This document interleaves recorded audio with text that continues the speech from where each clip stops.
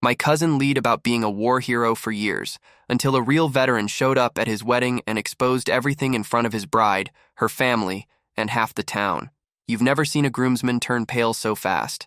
What happened next left everyone in complete silence. I should have known something was wrong when Marcus started wearing the dog tags. My cousin had always been a storyteller, the kind of guy who'd embellish every mundane experience into an epic adventure. But when he came back from what he claimed was his second deployment in Afghanistan, something had changed. The stories got darker, more detailed, more convincing, and people started believing them. Marcus talked about roadside bombs and firefights with Taliban insurgents. He described the weight of his gear, the taste of sand in his mouth, the way gunpowder smoke hung in the desert air. He'd get this 1,000-yard stare when he told these stories, like he was seeing ghosts that none of us could see. The whole family was proud of him. Uncle Bill, who'd served in Vietnam, would tear up listening to Marcus describe his unit's heroic actions. Aunt Sarah would introduce him to everyone as, "My son, the war hero." Marcus ate it up, wearing military surplus clothing and speaking knowledgeably about weapons and tactics. When he started dating Jessica, the stories became even more elaborate. He told her about carrying wounded soldiers to safety under enemy fire, about earning a Purple Heart and a Bronze Star. He showed her pictures on his phone, soldiers in combat gear, posed in front of military vehicles and desert landscapes. He said the man in the center of most photos was his best friend Tommy, killed in action during their final mission together. "I should have died that day instead of him," Marcus would say, his voice breaking with what seemed like genuine grief. "Tommy had a wife and kids back home. I had nothing." Jessica would hold him while he remembered his fallen comrade, and I'd see the love and admiration in her eyes. She was marrying a hero, a man who'd sacrificed everything for his country. The wedding was planned for Memorial Day weekend. Marcus said it was to honor Tommy's memory. He wanted to get married on a day dedicated to fallen soldiers. Jessica thought it was beautiful and romantic. The local newspaper even did a feature story about the veteran who was starting a new chapter of his life with the woman who helped heal his war wounds. I was one of the groomsmen, along with Marcus's college buddies and a few guys from his job at the auto parts store. None of us had served in the military, but Marcus assured us that his army buddies were too scattered across the country to make it to the wedding. Plus, he said, some of them were dealing with PTSD and might not be comfortable in large social gatherings. The ceremony was held at St. Mary's, the same church where our grandparents had gotten married 50 years earlier. Jessica looked radiant in her grandmother's vintage dress, and Marcus stood at the altar in his dress blues, a uniform he'd bought online and altered to fit perfectly. Everything was going smoothly until the middle of Father Mackenzie's homily about love and sacrifice. That's when the church doors opened with a loud creak that echoed through the sanctuary. A man in military dress uniform walked slowly down the aisle. He was tall and lean, with close-cropped dark hair and intense brown eyes. His uniform was immaculate, every crease perfect, every medal properly positioned. But there was something off about him that I couldn't quite identify, something that made my skin crawl despite his respectable appearance. Marcus went white as a sheet. The stranger stopped about halfway down the aisle and stood at attention, staring directly at the altar. Father Mackenzie paused his sermon, clearly uncertain how to handle the interruption. "Excuse me," the man said, his voice carrying clearly through the silent church. "I'm looking for Marcus Coleman." All eyes turned to my cousin, who looked like he was about to vomit. His hands were shaking, and a thin sheen of sweat had broken out across his forehead. I'm Marcus Coleman," he managed to say. The stranger smiled, but it wasn't a friendly expression. "Tommy Reeves, 3rd Infantry Division. I believe you know me quite well." The name hit Marcus like a physical blow. Jessica looked confused, glancing between her groom and the unexpected visitor. Uncle Bill leaned forward in his pew, his face creased with concern.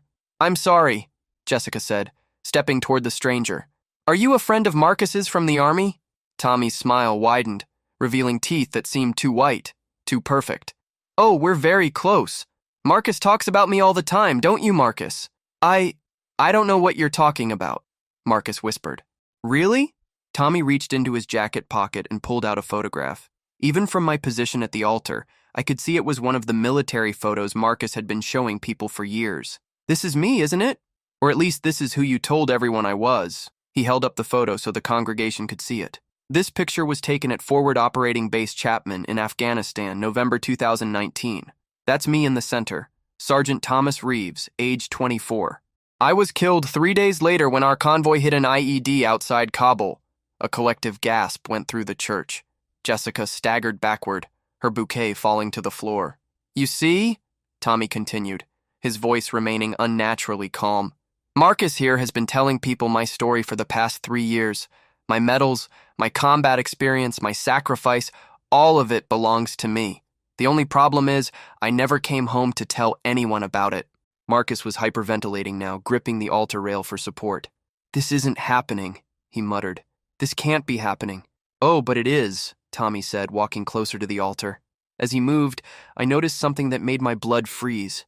His footsteps weren't making any sound on the marble floor.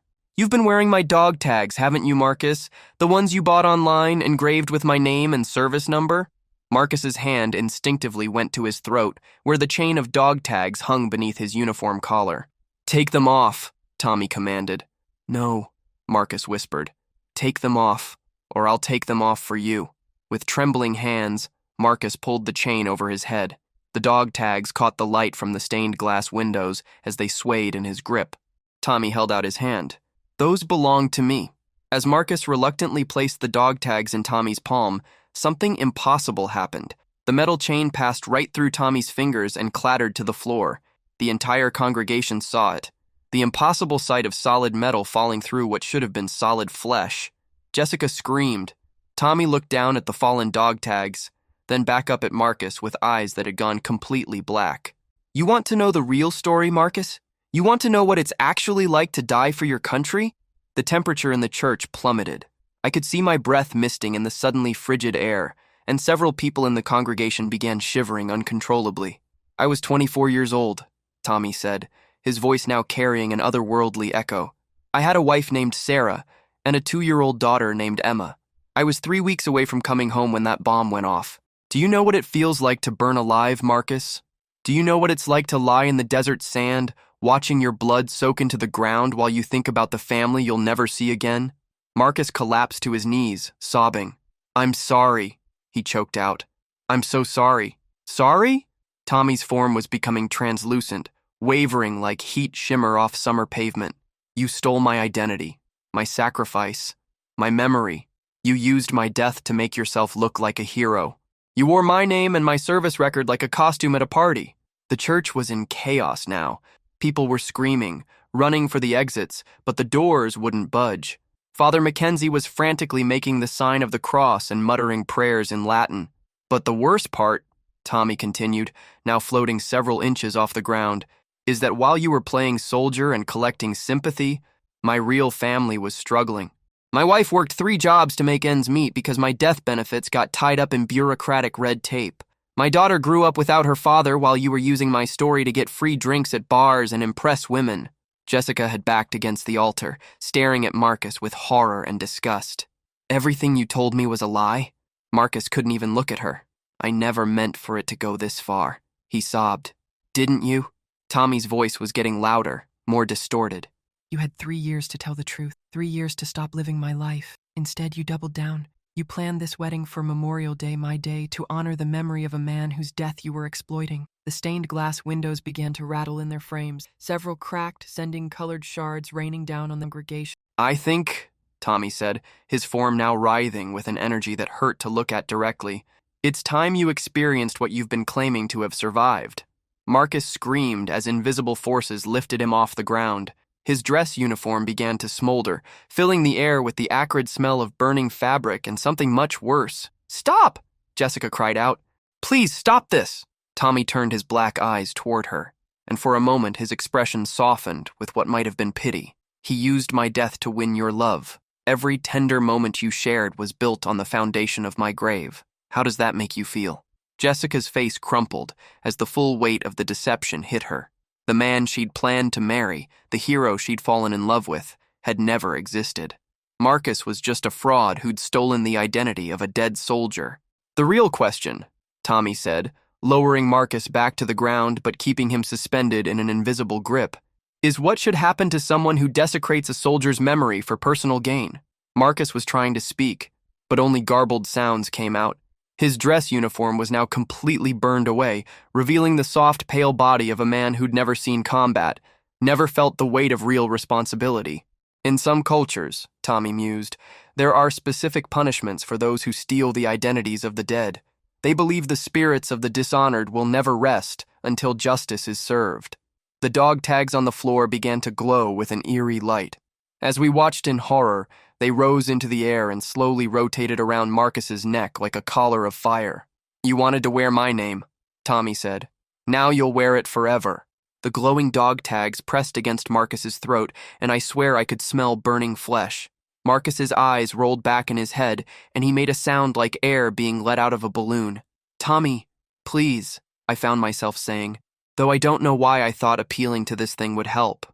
"He's learned his lesson. This has to be enough." Those black eyes fixed on me, and I felt like I was drowning in Arctic water. "Has he? Has he really learned what it means to sacrifice everything for something greater than yourself?" The church fell silent, except for the sound of Marcus's labored breathing and the distant crack of more windows breaking under supernatural pressure. "Here's what's going to happen," Tommy announced to the congregation. "Marcus Coleman is going to live the rest of his life with the weight of real service. Every morning, he'll wake up with the memories of my actual experiences. Every night, he'll dream about the friends I lost, the missions I ran, the weight of responsibility I carried. He'll feel every moment of pain I experienced, from basic training to my final breath in that Afghan desert."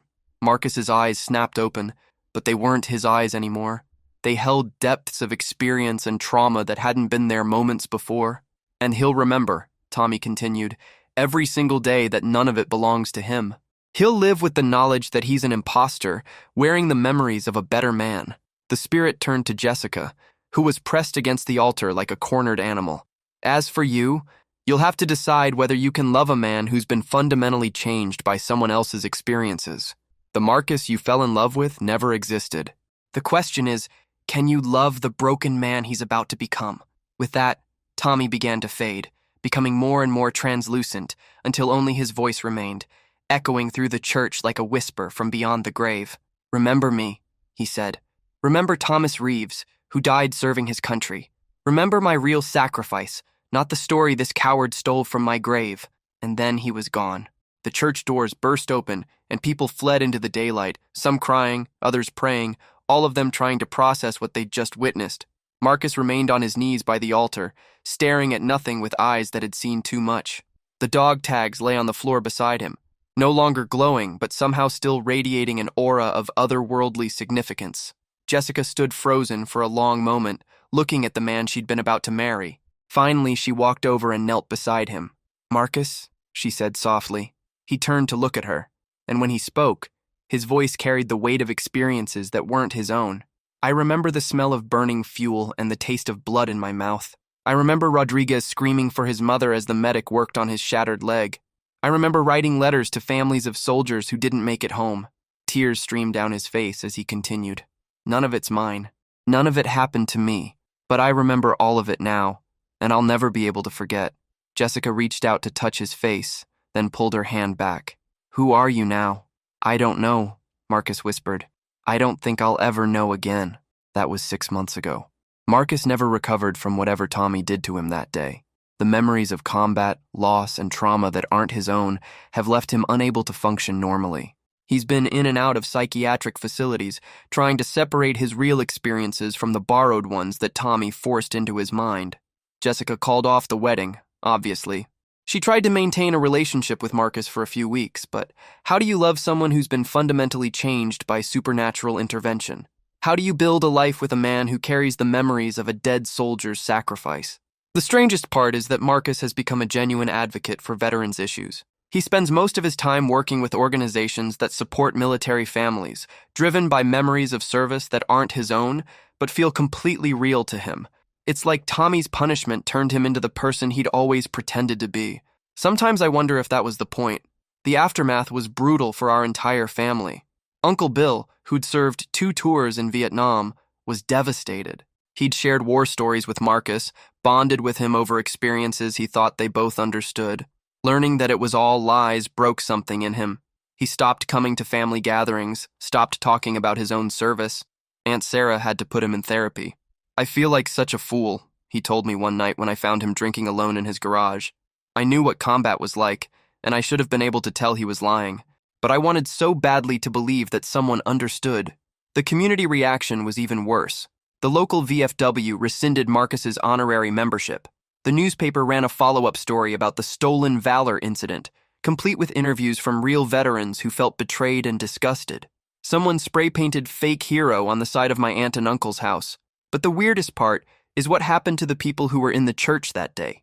Most of them, like I said, convinced themselves it was some kind of mass hallucination. But a few of them started having dreams about Tommy Reeves, dreams where he would show them images of his real life, his real family, his real death. Mrs. Henderson, who sat in the third pew, started donating money to organizations that support Gold Star families. She said Tommy appeared to her in a dream and showed her what his wife and daughter were going through. She's now organizing an annual charity drive in his honor. Father Mackenzie had to take a leave of absence. He told the bishop that he couldn't stop seeing Tommy's spirit during services, standing at the back of the church watching. The church had to bring in a specialist to perform some kind of cleansing ritual before Father Mackenzie could return to his duties. And Jessica moved away 2 weeks after the wedding disaster. She couldn't handle the stares, the whispered conversations, the way people looked at her with pity. But before she left, she did something that still gives me chills to think about. She contacted Tommy's widow. I don't know exactly what she said to Sarah Reeves, but Jessica told me later that she felt compelled to apologize on Marcus's behalf. She wanted Tommy's family to know that some of the money Marcus had received from his stolen valor, the free meals, the donations, the veteran discounts, would be going to them. Sarah was so gracious about it, Jessica said through tears. She said she knew Tommy had found peace knowing that someone was trying to make things right. She said she'd been having dreams where Tommy told her not to be angry anymore. The most disturbing part of all this is what's been happening to Marcus in the psychiatric facility. The doctors say he's developed what they call false memory syndrome, but they can't explain why his fabricated memories are so detailed and historically accurate. Marcus can describe battles he never fought with precision that matches official military records. He knows the names and backgrounds of soldiers he never served with, can draw maps of bases he never visited. When I visited him last month, he looked like he'd aged 10 years. His hair was going gray, and he had new lines around his eyes, the kind that come from seeing too much suffering. I wake up every morning feeling the weight of gear I never carried, he told me. I have scars that aren't there from shrapnel that never hit me. Sometimes I reach for Tommy's wedding ring to twist it when I'm nervous, even though I never wore one. The most heartbreaking part was when he showed me letters he'd been writing. Dozens of them, addressed to families of soldiers he'd served with in Tommy's memories. Letters of condolence, letters of gratitude, letters apologizing for surviving when their loved ones didn't. I know they're not my memories, he said, carefully folding another letter. But they feel more real than anything that actually happened to me. How do you live with borrowed trauma? How do you grieve for people you never knew? I didn't have an answer for him then, and I still don't now. The real Tommy Reeves is buried in Arlington National Cemetery, Section 60, where America honors its war dead. His widow Sarah remarried last year, and his daughter Emma is now 5 years old and starting kindergarten. They've moved on with their lives, probably never knowing that a stranger spent 3 years stealing Tommy's identity and that his spirit returned from beyond the grave to reclaim it. But according to Jessica's last conversation with Sarah, Tommy's family has been having peaceful dreams lately, dreams where Tommy appears to them healthy and whole, telling them he's finally at rest. I've never told anyone the full story of what happened that day. Who would believe it? Even the people who were there have convinced themselves it was some kind of mass hallucination, brought on by the emotional stress of watching Marcus's deception unravel. But I know what I saw. I know that the dead don't rest easy when their memories are stolen, and I know that some lies are too heavy for the living to carry. Marcus learned that lesson the hard way. Now he lives every day with the weight of another man's sacrifice, and I think that might be the most perfect punishment of all. After all, he always wanted to be a war hero. Now he has to live with the memories of what that actually costs.